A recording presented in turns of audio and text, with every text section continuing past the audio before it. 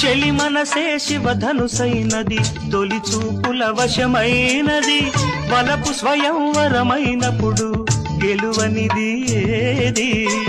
ఒక బాణము ఒక భార్యన్నది, శ్రీరాముని చిరయసమైనది, శ్రీవారు వరమిస్తే సిరులన్నీ నావి. తొలి చుక్కవు నీవే, చుక్కానివి నీవే, తుదిదాకా నీవే, మరు జన్మకు నీవే.